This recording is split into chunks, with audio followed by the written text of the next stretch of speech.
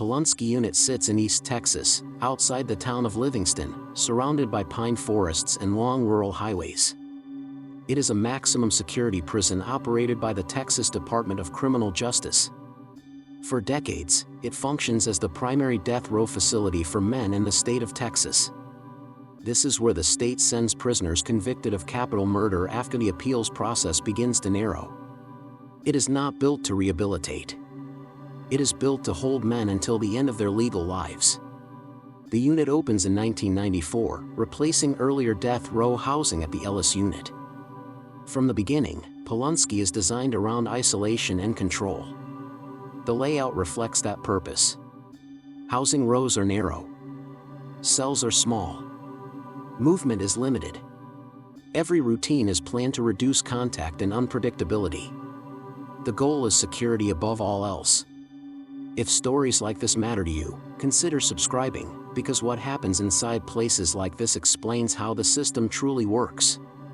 Most prisoners at Polunsky spend roughly 23 hours a day alone in their cells.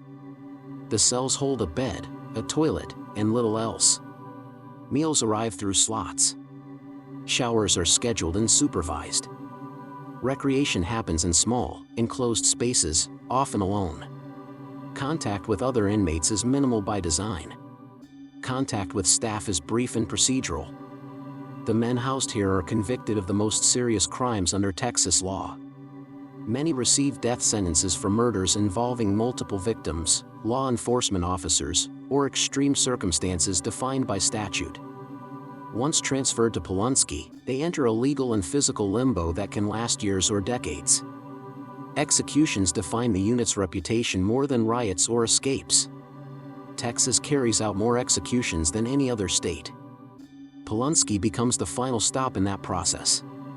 When a death warrant is issued, the inmate remains in the same facility until transferred to the execution chamber at the Huntsville unit. The distance is short. The outcome is not. Daily life at Polunsky is quiet, controlled, and repetitive. Silence is common. Noise travels poorly through solid doors and concrete walls. This quiet is not peaceful. It reflects the absence of movement, conversation, and normal human interaction. The routine rarely changes. Days blend together. Time passes without markers. Long-term isolation has documented psychological effects. Studies across correctional systems show increased rates of anxiety, depression, hallucinations, and cognitive decline among prisoners held in solitary conditions. At Polunsky, these conditions are not temporary. They are standard. Many inmates spend decades under the same restrictions. Texas policy limits group activity for death row prisoners. Education programs are restricted. Work assignments are rare. Religious services occur individually or through in-cell materials. Mental health services exist, but access is limited by security protocols. Treatment occurs through cell doors or brief sessions. Violence at Polunsky is less visible than in other high-security prisons. There are few mass disturbances. There are no large housing units where groups can organize. Violence occurs in moments, not movements. Attacks happen during cell extractions, transport, or medical procedures. They are sudden and often severe. Staff work under constant alert. Officers are trained to expect resistance from inmates who have nothing left to lose. Many prisoners know they will never return to general population. Some have exhausted appeals. The balance between control and safety is fragile. Mistakes carry high consequences. The unit has experienced fatal incidents involving both inmates and staff. In some cases, prisoners assault officers during routine procedures. In other cases, self-harm results in death despite supervision. These incidents rarely make national headlines, but they shape policy inside the facility. Death row prisoners at Polunsky follow a separate legal track from the general population. Appeals move slowly through state and federal courts. New evidence, procedural challenges, and constitutional claims can delay executions for years. During that time, prisoners remain in the same cells, under the same restrictions. Some inmates enter Polunsky in their 20s and remain there into old age. Their physical health declines. Chronic illness becomes common. Medical care is provided, but movement to clinics is tightly controlled. Aging prisoners rely on correctional staff for basic mobility and daily functions. Family contact is limited. Visits occur behind glass. Physical contact is prohibited. Phone calls are monitored and restricted. Letters are screened. For many prisoners, family relationships weaken or disappear over time. The distance between the outside world and death row grows wider each year. Polunsky does not resemble older images of prisons defined by chaos or overcrowding. It is orderly. It is clean. It is quiet.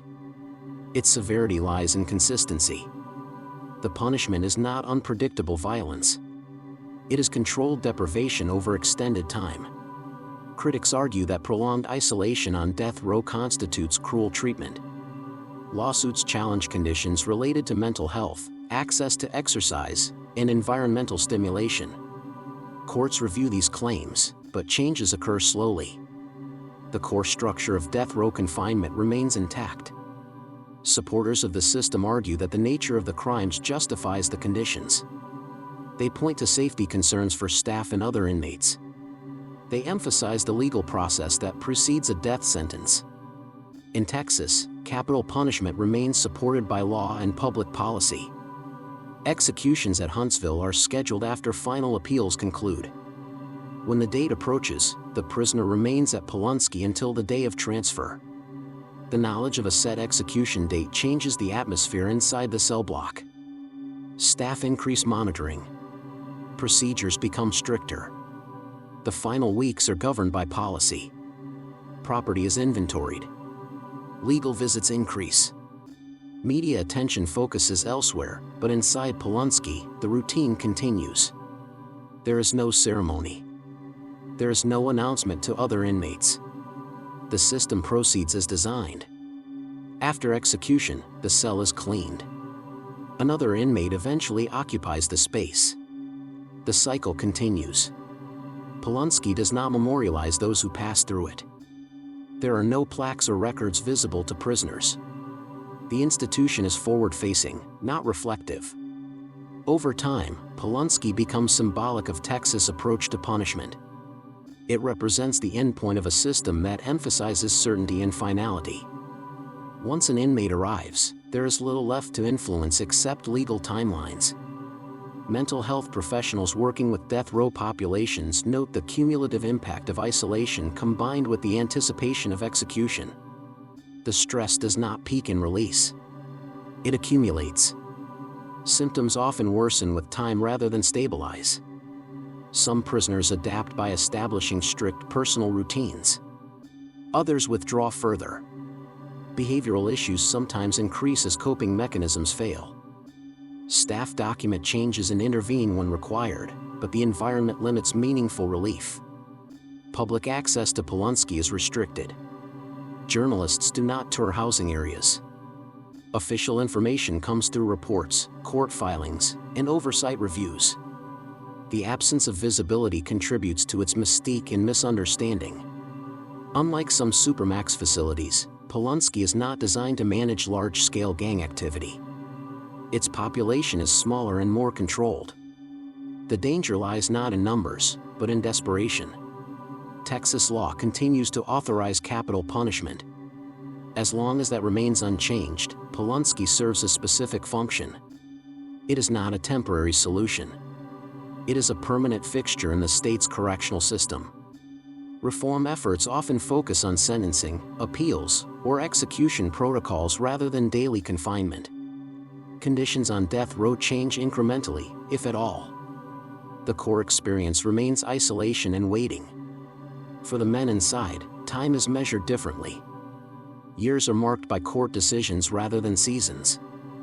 Hope narrows to procedural outcomes. When appeals fail, the future becomes fixed. Polunsky does not produce dramatic images of unrest. Its reality is quieter and more severe. It is the absence of movement, choice, and connection. It is a place defined by anticipation and restraint. The unit continues to operate with little public debate. Executions occur. Appeals conclude. New prisoners arrive. The system sustains itself through routine. In the broader landscape of American prisons, Polunsky stands apart. It is not the largest. It is not the oldest. It is the most final. Here, incarceration is no longer about deterrence or reform. It is about custody until death or execution. The walls do not echo with promises of change. They hold time and place. Polunsky remains a quiet endpoint in Texas justice. Its purpose is narrow. Its impact is permanent.